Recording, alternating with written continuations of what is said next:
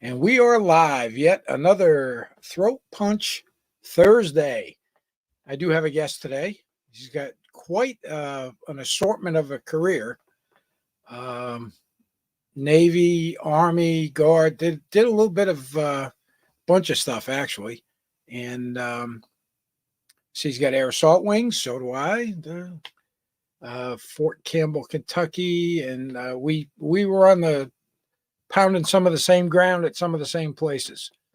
But before we get too far into it, we have to start it off with my favorite, grunt style. So I met this chick at the bar. Yeah? Oh, she was hot. She was just like, "Hey, Oh, man, you just that's want to awesome. And I was like, "Yeah, Too easy. yeah." Oh, hey, CIB. Hey, where'd you earn that CIB at? The PX? what? What? do you It's mean? not stolen valor. I bought it with my.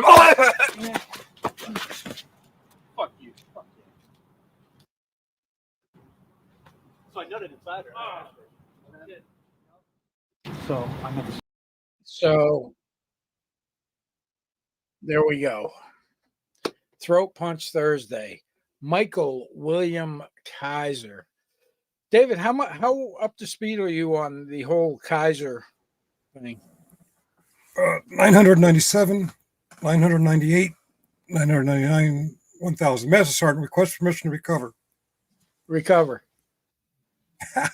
Thank you. Now I turn the camera back on. Okay. Sorry, I thought I'd add a little humor to that. I've been going down the rabbit hole. I watched Stone Vets doing this interesting where he's not just critiquing Kaiser's YouTube channel, he's doing it while Kaiser's on live. So I'm up to date as of last night. However, I don't want to spend too much time. Sometimes Kaiser's live streams are 3 or 4 hours. I just don't have that kind of time to watch all of that. But I believe I'm up to date. JJ Scarboro, these folks that come to Meade County, and all that. Yeah, we'll get into that, but I'm just going to do a really quick recap. So, over a decade, staff sergeant, ranger. It's funny how he never mentions airborne school or anything like that. Although on 9/11 he said he was at Fort Bragg. There's just so many stories that he's told. He spent enough time in the military to earn 2 Purple Hearts, which he never did. And as we all know from the records I received, that he never made it through basic training twice. So, he probably could have just went on that. Yeah, I gave it a shot. First time this happened, second time I got injured, and here I am. But he had to. But it's very typical with because he's got a lot of narcissistic tendencies about him. His traits. He definitely seems like he's a narcissist. The JJ Scarboro thing, I thought that was water under the bridge. I mean, he reached out to me. I sent him back an email. I told him, I said, well, convicted felon, still pending felony charges, not to mention the whole thing with the being a suspect in a murder case that's probably going to resurface this year. So hashtag Kaiser for prison 2024. But it's just insanity that this guy, he's a public official for Meade County. I mean, if you were a resident of Meade County, how would you feel about that?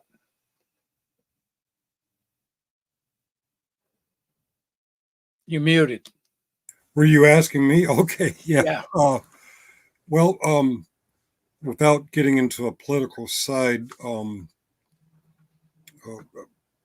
yesterday this was brought up. It's 42nd Infantry. It's someone thought it might be an LGBTQ patch. It was 42nd Infantry. a National Guard unit. I don't know Rainbow if they. Division. Yeah. Um, No, I mean really, that's yeah. what they were, right? Rainbow Division. Is that what they were Yeah. called? Yeah. It was a full rainbow, and then because of the mass casualties they took, they made it half rainbow to symbolize that.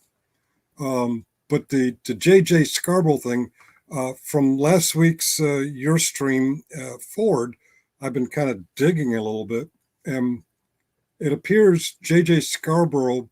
I don't want to get political, but he's in a very red part of Kentucky as far as the red blue political spectrum, and I'm kind of wondering if being on Mike's channel so much, if that's going to bite him in the ass if anybody runs against him, because Mike seems to defend LGBTQ, which is in itself is very odd because he also sexually disparages others and sometimes makes similar comments.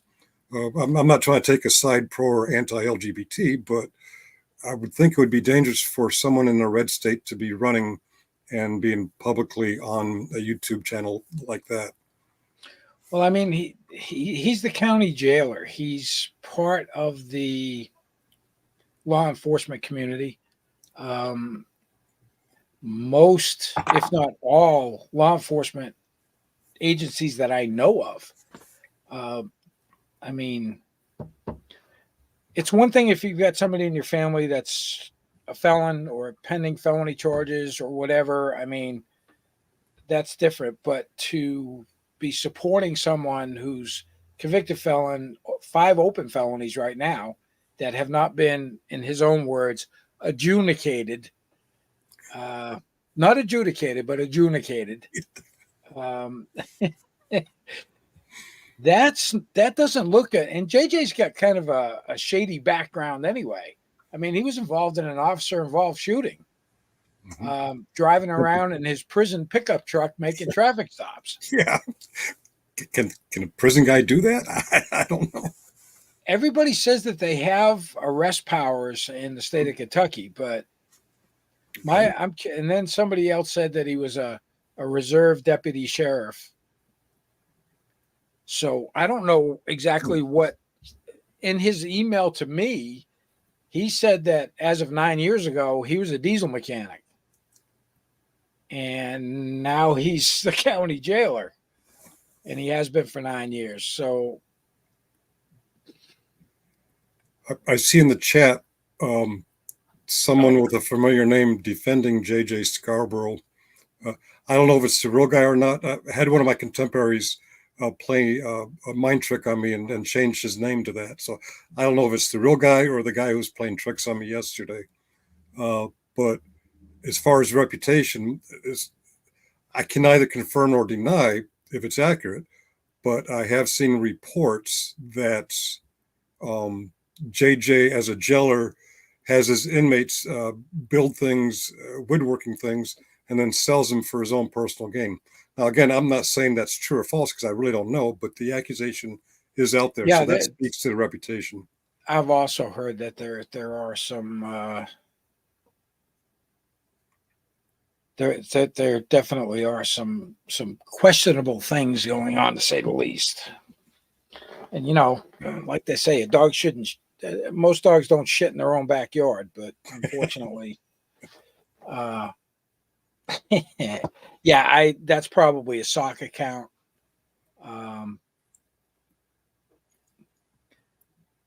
That's definitely a sock account. I really I don't see anything with that. What's that? Burnsy's got something to say here. Okay. He's pissed about FPS for making a fool of him on camera and decided to go on. Well, yeah. But now who's the fool? So you got the county jailer on air with a convicted and pending felony convict, basically. Not to mention stolen valor. Not to mention a suspect in a murder case, which hopefully gets reopened and goes on. I'd be curious to see where that goes. Yeah, I forgot all about the chat. Man, we got a shitload of people in here already. I did my Jeez, first. guys. I did my Hey, first live guys. stream yesterday, and I kept forgetting to look at the chat. Yeah, I'm really bad about that. I really don't look at it. Yeah, the only suspect. You're right. Keeping the swine in line. So we'll see. We'll see what happens for 2024. And I'm still waiting for an explanation from him in regards to why he made up his military career. I mean, he said he had documentation that he could provide, and I'm still waiting. I mean, I emailed him. He emailed me back. Well, you should have contacted me first. Really? Why? Do you have something that's going to dispute the paperwork I've got? And I got no reply. So, yeah, he's got nothing. He's alluded to the fact that he was a contractor, and that's going to be bullshit as well. They just don't hire people that flunk out of basic training to do any kind of contract work for the military. Yeah, it just doesn't happen. But so I've been looking. So have you ever heard of Jameson's Travels or Jameson Travels? He's a Marine. He's got a huge YouTube channel. He's got almost 1 million subscribers. And he does a lot of videos that say Marine Reacts. And he talks about this and he talks about that. And one of the videos, I mean, some people love him. They think he's great. Other people think he's full of shit. There's a lot of Marines out there. They even put up a website that he's full of shit. And I don't know. I'm very curious. Somebody also posted, I saw a Reddit post where they had the Defense Manpower Database listed. And of course, they covered up the name, covered up the date of birth, covered it. So it could be anybody. I'm not saying it's him, but it was for somebody that spent from August 1990 to February 93 in the Marine Corps, which is 30 months, but back during that time frame, and I've checked with my Marine Corps gurus, Josh and Wally, and they're like, no, back in the 90s, it was either a 4-year or a 6-year enlistment active duty. So it makes you wonder why that 30-month thing.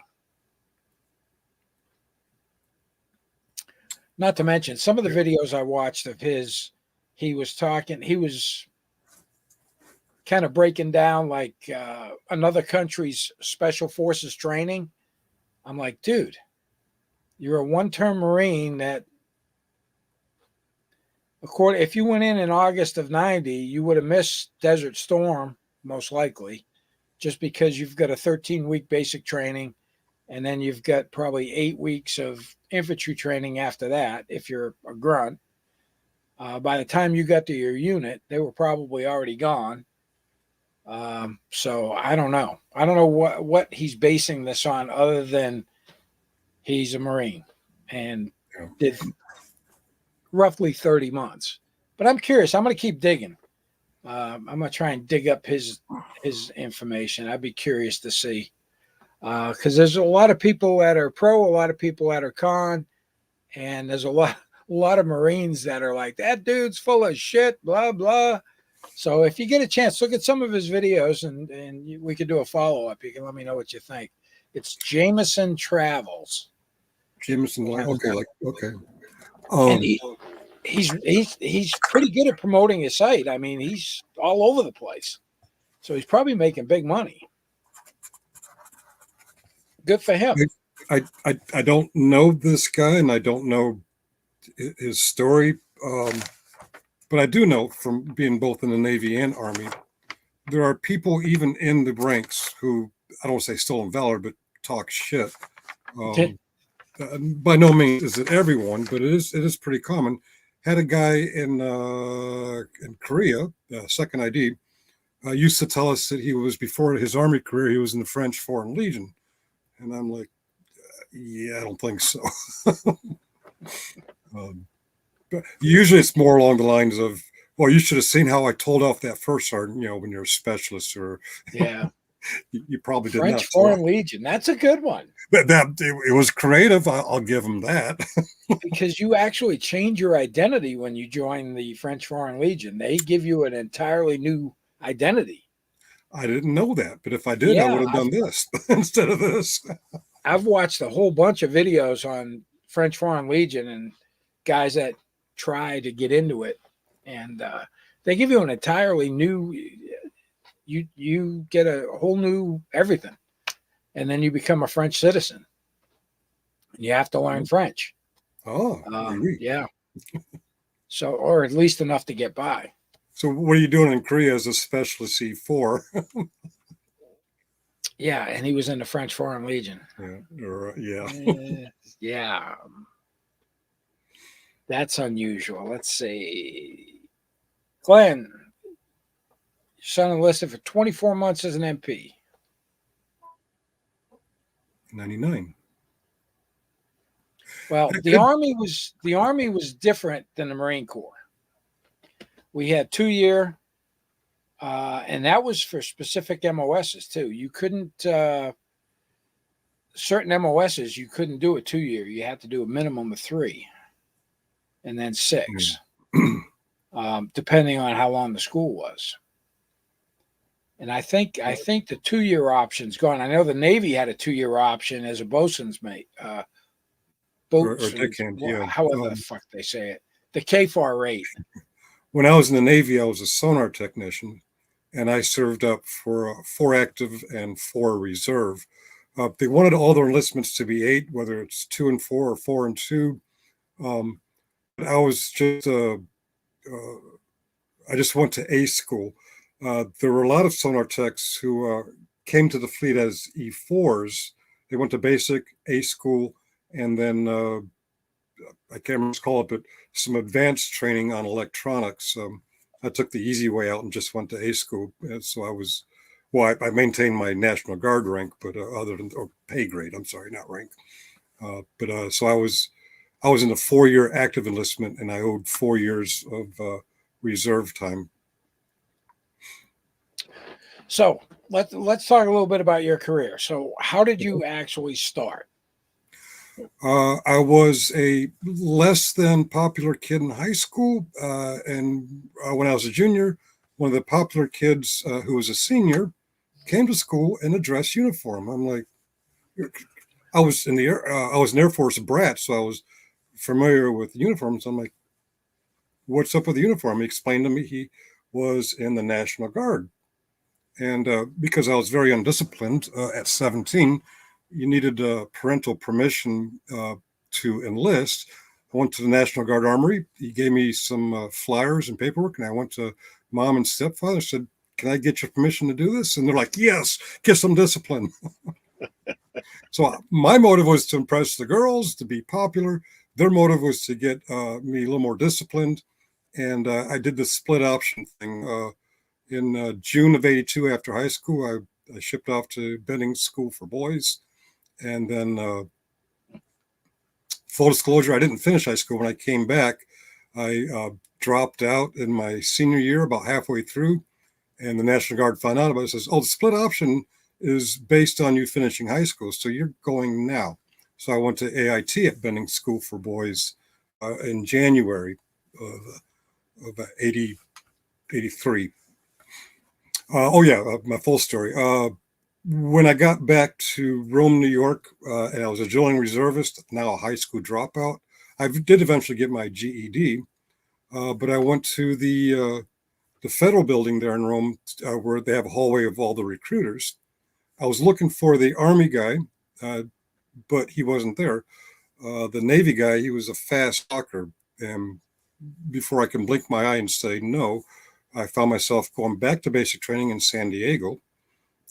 Where it's supposed to be physically easier than Benning School for Boys, but because I had a chip on my shoulder and I wasn't as disciplined as mom and stepdad thought I'd be, I brought more on myself. So I had a real tough time in Navy basic training, but I did make it. Michael Kaiser, if you're out there, don't worry that you dropped out twice. I passed twice, so I made up for you. I went to A school in San Diego, and then that recruiter back in Rome, he was a fast talker, and he actually got two for the price of one. I enlisted in the Naval Reserve, and then after A school, he enlisted me again to go active duty. So this is the USS Conningham. I spent a big chunk of the 4 years on the Cunningham, except for the transition between the reserve and the Cunningham, and then getting out. The Navy's a lot better at preparing you for civilian life than my experience of the Army. Well, I got back to Rome after 4 years in the Navy, and again found myself in need of a full-time job. So I wanted to go back to the Navy, but now the Army recruiter was there and the Navy recruiter wasn't. And again, I got fast talked. Now, one of the things that was so easy for the Army to pull me in was in the Navy. In '87, my ship was in the Persian Gulf, where another ship called the USS Stark got hit by two Exocet missiles. And one of our jobs in the night of and the morning after was the help of rescue and assistance detail. And seeing some of the things in the berthing compartments, it made it very challenging for me to rest and sleep in my berthing compartment because of some of the images that were permanently in my head. So when the Army recruiter started talking, I was very easy to pull in because I really didn't want to go back to a berthing compartment. 10 years in the Army, almost every day I regretted not going back into the Navy. But because I'd already been through basic training and AIT in the National Guard, I didn't have to go through any more training. They sent me directly to Fort Polk, 5th ID. 5th ID, I'm a specialist E4 now, fresh out of the Navy. So I'm about as intelligent on things infantry and things Army as a private right out of basic training. And that kind of put me on the slow roll for advancement. Out of shape. There's not far to run on a ship, so you're not really in good running shape, and so forth. I did finally pick it up a little while. We deployed to Panama. When we came back from Panama, we transitioned from 11 Bravo to these things. The M2 fighting 11 Mike instead of 11 Bravo. Shortly after that, a guy named Saddam Hussein, whose pilots hit the Stark, he invaded Kuwait, and Bush 1.0, we're not having any of that. And so when the whole world's preparing to go to Kuwait or Iraq or Saudi Arabia, I come up and levy orders for this damn place. Now, at the time, I was very bitter about that. I got over it in the future because now I realize I'm very fortunate to have avoided ever being in combat. Thank God.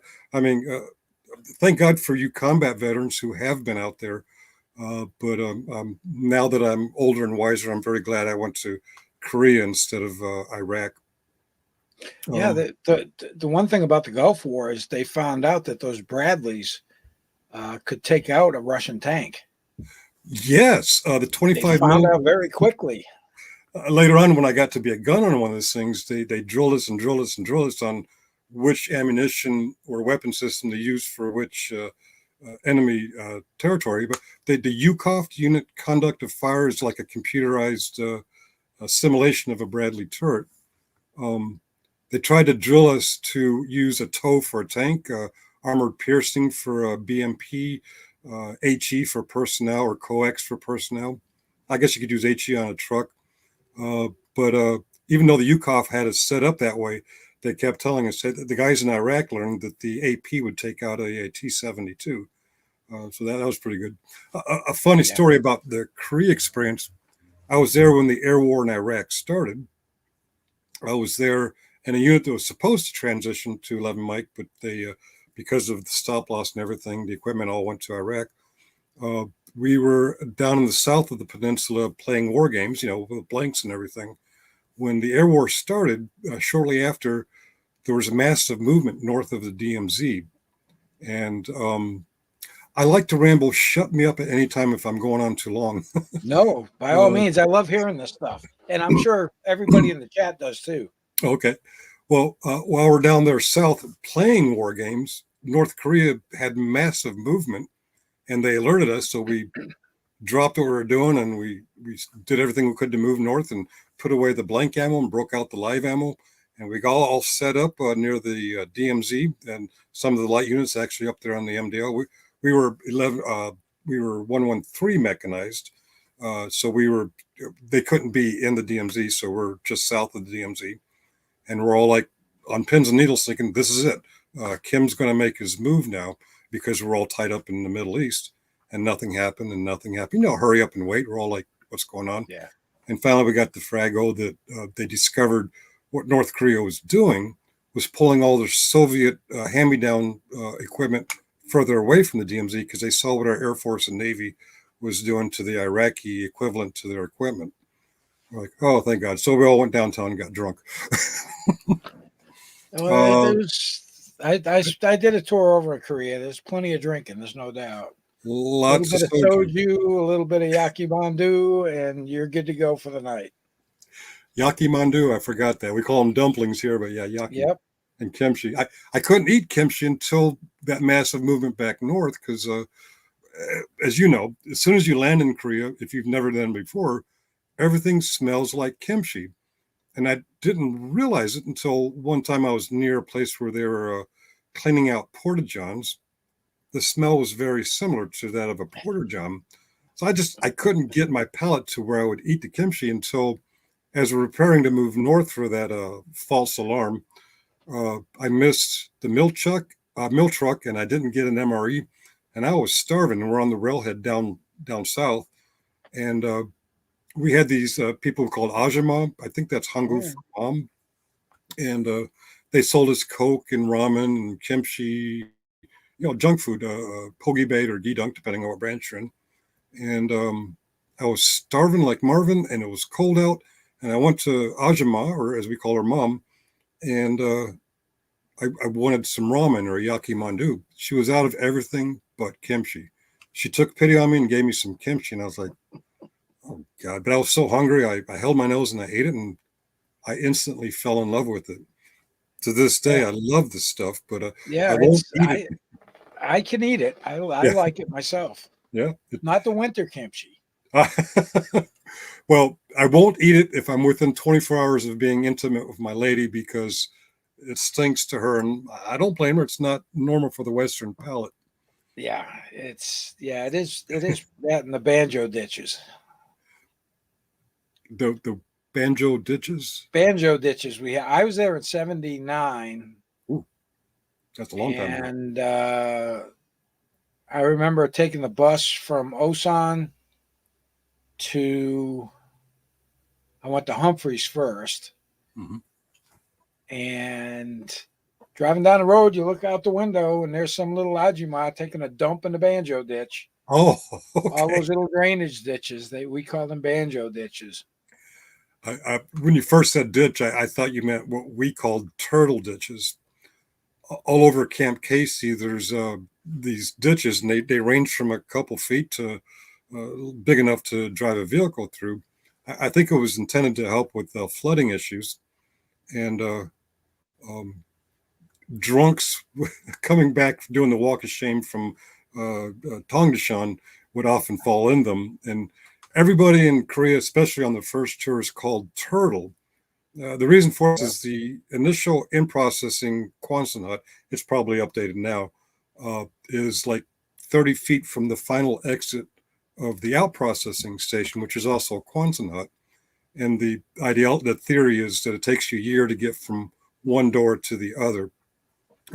So everything was turtle. If you drop a tray in the DFAC, everyone yelled out, turtle, or if you fell into a ditch, you fell into the turtle ditch, turtle this, turtle that. Yeah, I've a bad habit of forgetting where I'm going. I'm of that age, but oh, that's all right. That's quite all right. Yeah. So you went from Korea to Campbell.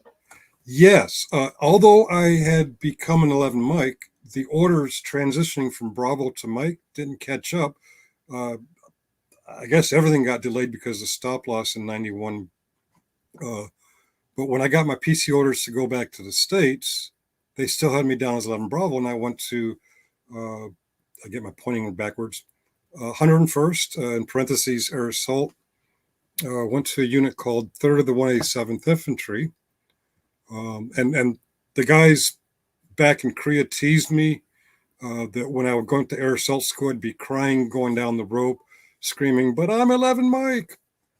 Everybody at Campbell goes to air assault school.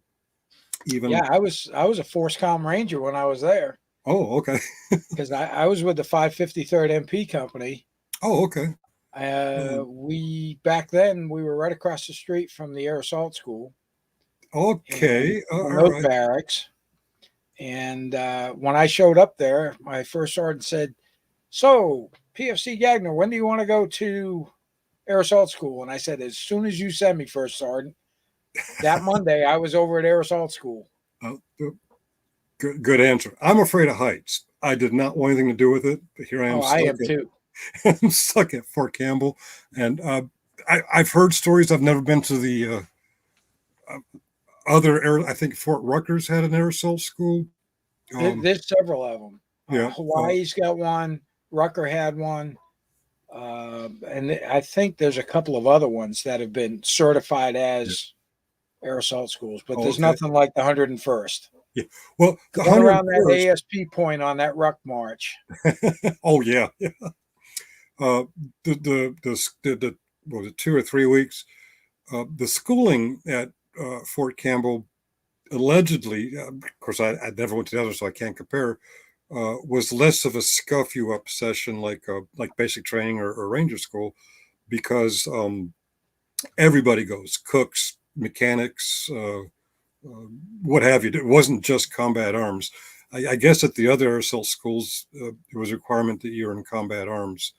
Uh, Again, I can neither confirm nor deny that, but I had to go. I did not want to go. And by the way, my battalion commander at the 3rd of the 187th was Lieutenant Colonel David E. Petraeus. You may have heard of Petraeus. Oh yeah. I think he got up to 4 stars and then became director of the CIA. Well, he was quite the hard ass. He wanted all leaders in his battalion to go to Ranger School, and that is a scuff.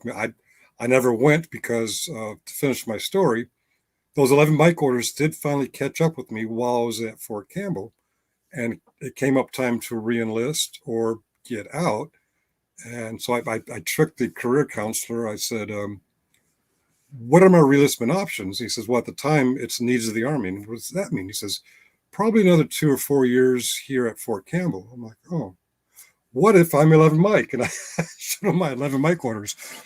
6 weeks later, I was on my way to Schweinfurt, Germany, which is, I keep getting the pointing backwards. Rock of the Marne, broken TV, 3rd Infantry Division mech. While I was there, we deployed to Fyrom, former Yugoslav Republic of Macedonia, under the UN flag. I was on the forwarding party there, and somehow I developed a hernia. And when the rest of the unit caught up with us, I didn't know I had a hernia. I thought, because I had the lump in my groin, I thought I had some kind of tumor, and I was really afraid to address it. And then we're broken back down to platoons now. I'm no longer forwarding party, and there's a medic. When we deploy, they attach medics to the platoons on the platoon level.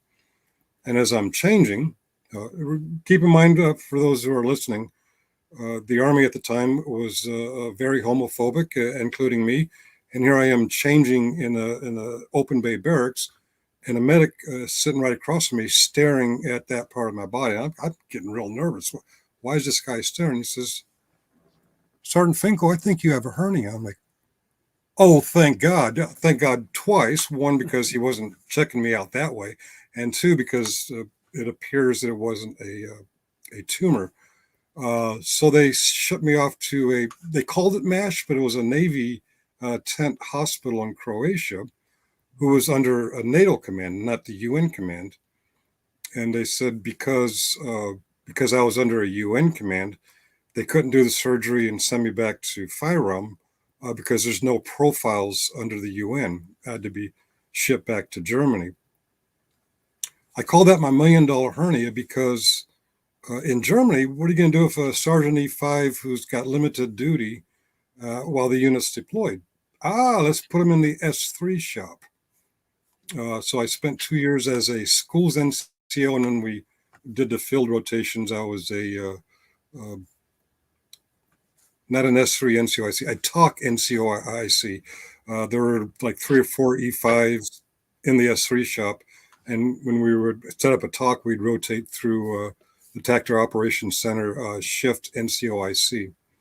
Well, while in the S3 shop, while the unit was in Macedonia, I'm forced to learn how to use MS-DOS and Lotus. I forgot we did the spreadsheets and WordPerfect. Let me guess. Uh-huh. Let me guess. Okay. A Zenith computer. I believe so. Those in fact, big, giant MS-DOS Zenith computers. Yes, I think it was a 286. It's taxing my memory. But suddenly, brigade put down to all the battalion level S shops that we had to get 386s and upgrade to Windows 3.1. Now, keep in mind, this is all in the window of 6 months while the unit's in Macedonia. So I self-teach myself. Well, we got a 386s, and I self-teach myself how to use Windows 3.1 and Excel spreadsheets and MS Word, etc.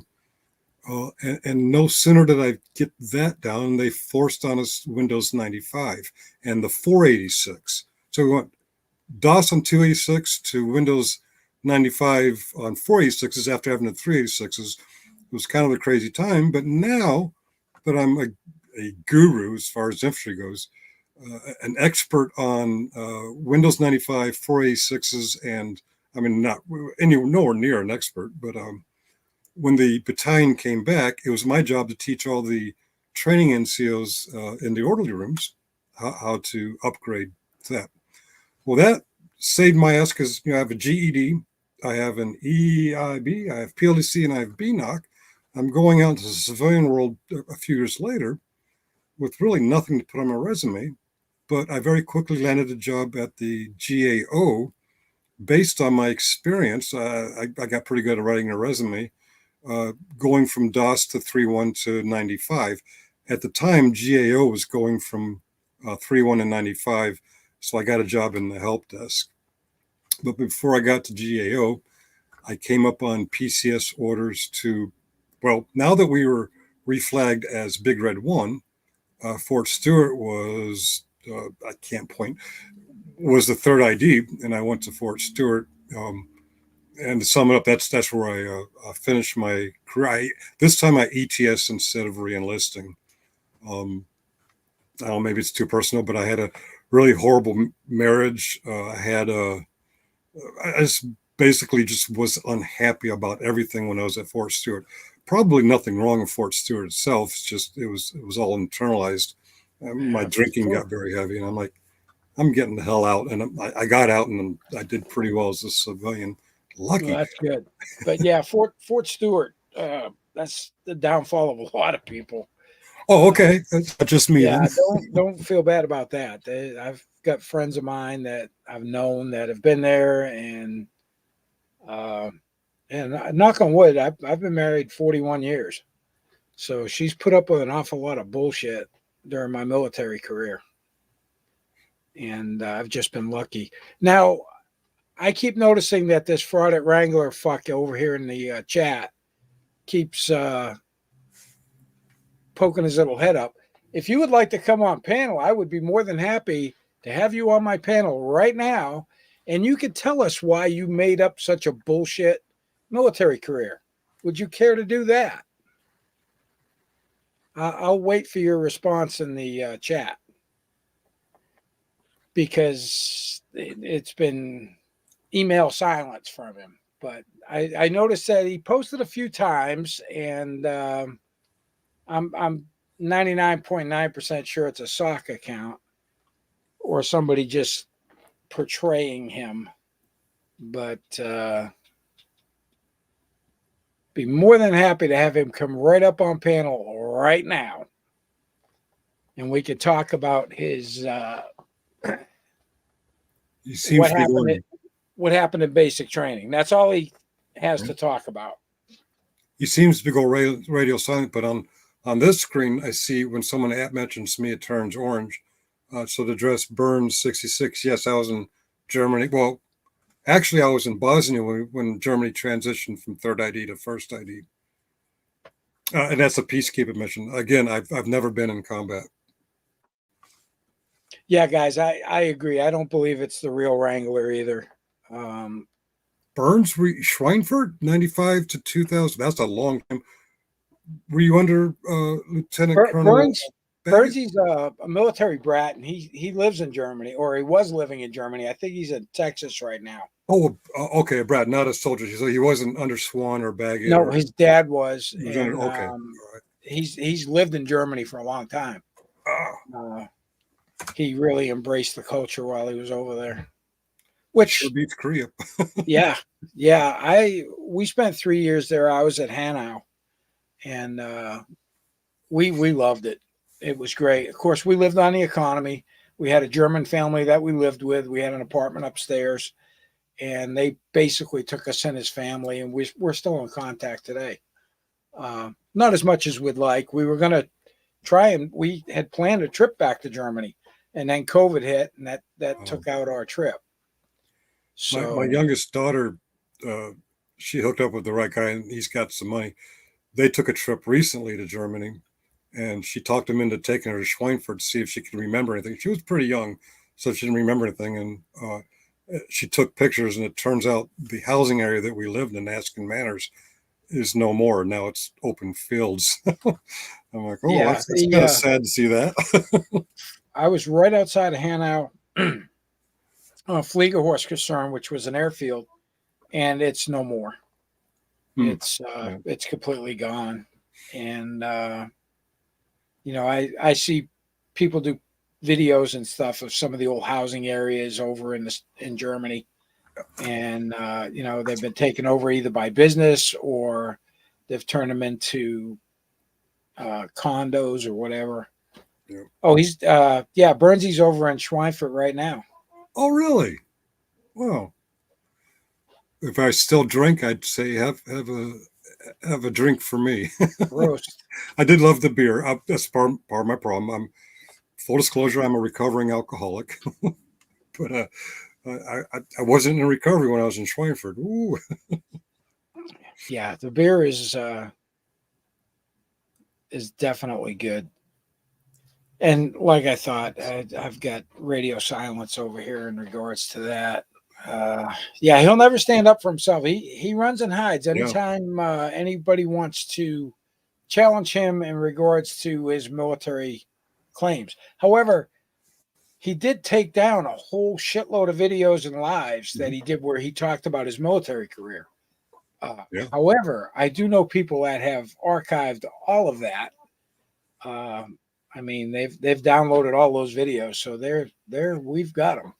Yeah, I was watching Stone Vet last night. The rerun. I didn't see him live, but later on, I saw the stream, and he paused from following Fraudit, and he showed where he'd done an earlier video where he looked up the Texas University database. Yeah, and it turned out that there is no Michael. Nope. I'm sorry, Michael. And yeah, that all had to do with. He was on a panel somewhere, and somebody said, "Well, where'd you get your law degree?" And of course, Kaiser, being the liar he is, he's got to come up with something. You're right. University of Texas. And so, of course, Josh, being the bulldog that he is, he immediately went there and looked up their database and couldn't find them. Yeah. I would like to point out, Fraudit Wrangler or Michael Kaiser, if you watch Suits, you can call him Michael Ross, because on Suits there's a character where a guy, only that character's smart. He faked his law degree and his bars. I don't know if you're familiar with the story, but yesterday I did a live stream, and one of my contemporaries socked himself as Fraudit Wrangler. He got quite a reaction out of me because, I don't know if the person Fraudit Wrangler is not coming forward now. Because he's the real guy and he is a coward. Make no mistake, the real Fraudit Wrangler is a coward. or if he's my contemporary messing with us, and he's afraid to be outed. I don't know which, but he's not just a coward about his military lies, about any lie. I early December, I tried to join his chat, and I realized you have to be you have to subscribe, and I subscribed, and says you have to be subscribed for 15 or 20 minutes. So I waited, and then I put in my challenge to the point he had made, and he said, what he said, "Look, Finkel," and he kicked me out, and he kept on going. He will bad talk you on his stream, but he won't live debate or discuss an issue. Yeah, he's not going to have a direct confrontation with you. right. And it was funny when my very first video about him came out. It was 2 hours before he did a panel on Frauditor Trolls channel. Yeah, I've seen that one too. And they brought the video up, and he skedaddled out of there so quick, and they were trying to get him to stay on there. You really should stay on here. And I think it was Dickbag Patrol. There are some I just love that name. Yo, Dickbag, what's up? I just love that. That's his moniker on YouTube.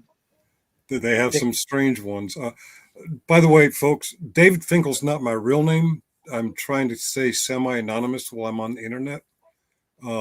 And after I made the name up, I truly made it up, never having heard of a David Finkel. There is a real David Finkel out there. He actually is a journalist, and he's won a Pulitzer Prize. Please know I am not he, and he is not me.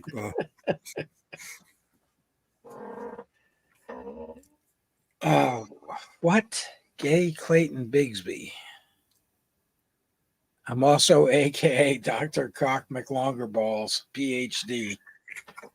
Yeah. Jeff. Oh, you're right. This is kind of says it. He has no reason to come clean. He's just in it to support his channel. He could wear a Class A uniform with Lieutenant Colonel rank insignia, and there is nothing anyone can do about it, and he knows it. No, he can't. That's called impersonating an officer. Believe it or not, some states have laws about impersonation. Would he get away with it? Yep. He'd get away with it because you're never going to find a DA that's going to prosecute. That's the biggest problem I have had over the 14 years I've been doing this, and over 100 plus. I think my last count was 140 investigations I've done. And you're right. They know they can get away with it because nobody's going to prosecute. It's very few that we can actually get prosecuted. Usually that entails a large sum of money that's been stolen. That's usually another charge. Yeah, that's usually it's just not. It's not a sexy crime. It really isn't. It's not a sexy crime.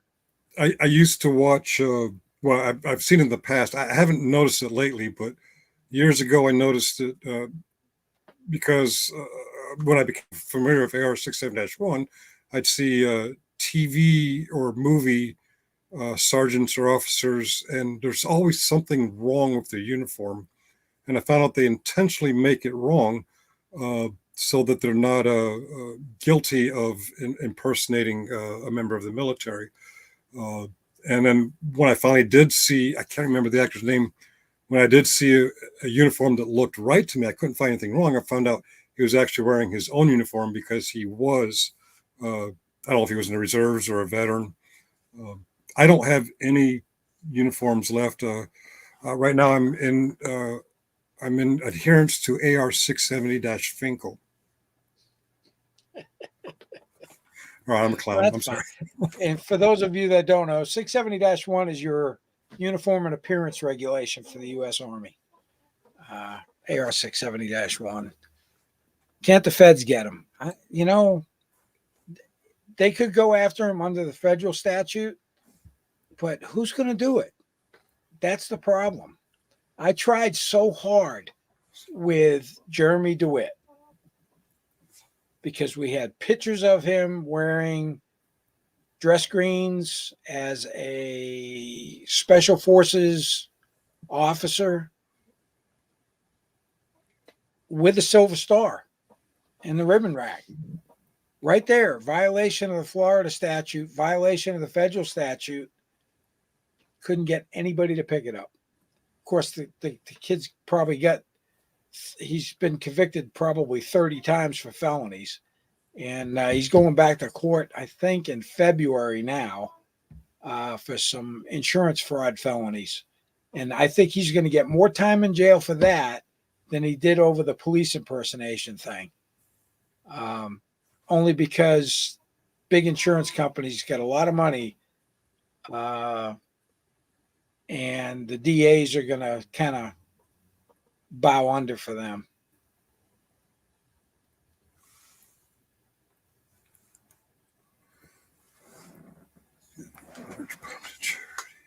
Really? I'd be curious. They defended DeWitt over his stolen valor? Really? It wasn't that moron that worked for the Homeland Security, was it? That ding dong they had down there. That what the hell was his name? Chance, the guy that hired Dimwit to do a motorcycle ride escort.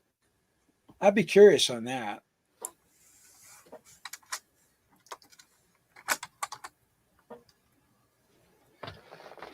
So when you left Fort Stewart, did you stay in that area or did you move?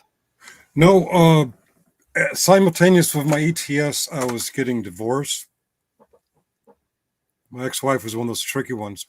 We had one more PCS-like move that the Army offered us anywhere in the continental United States. And we were in the separation stage of our divorce.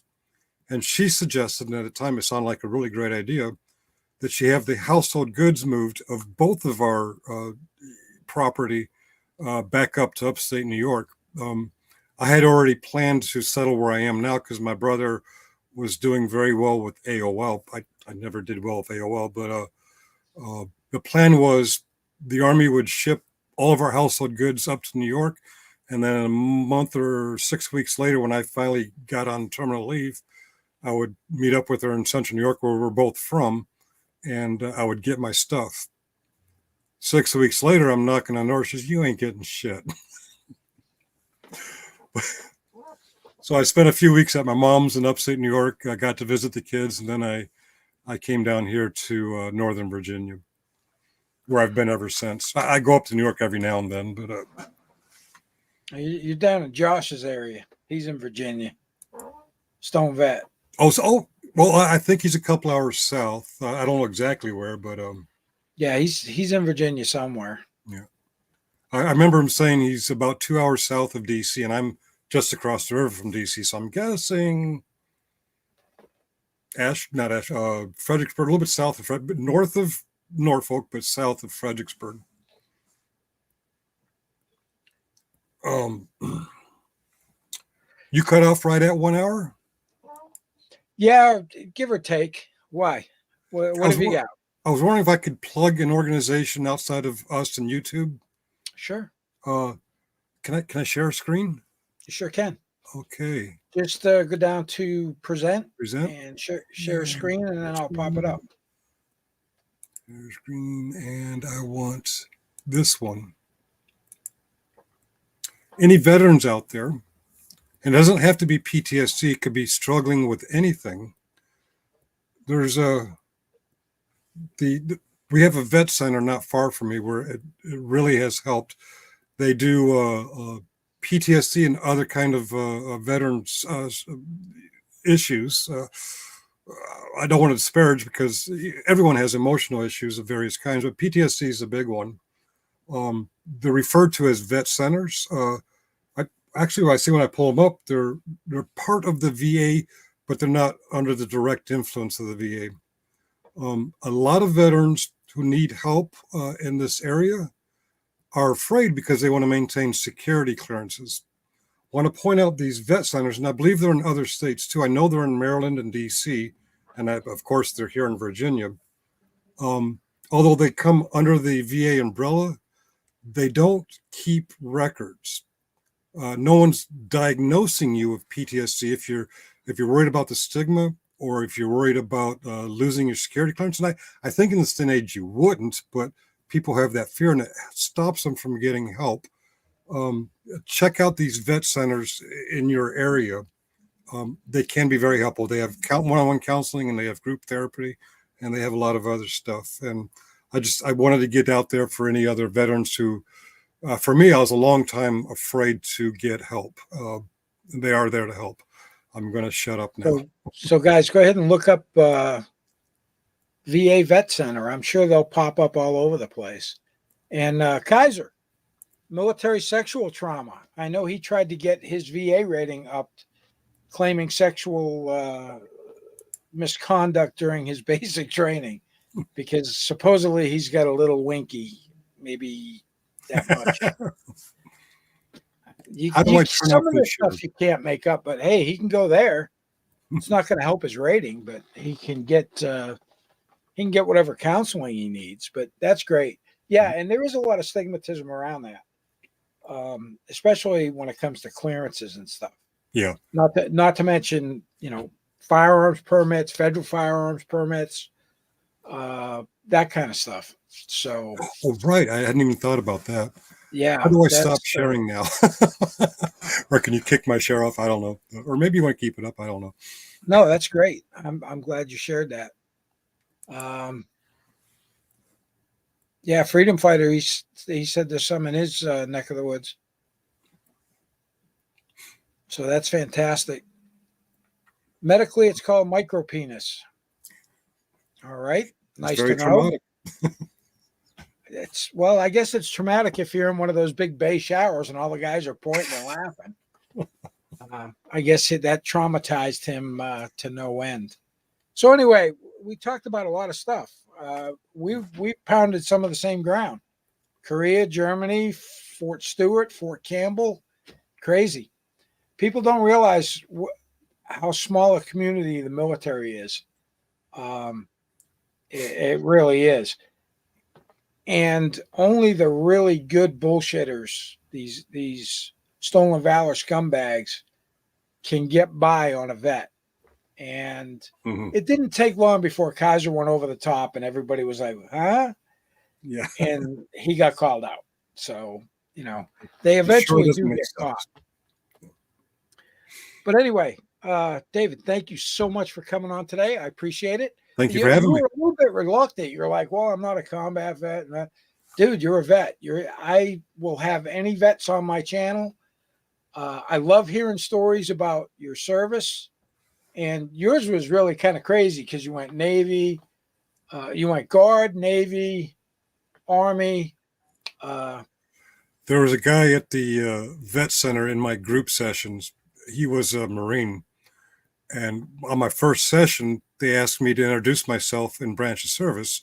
And everyone took a step back when I said Army and Navy.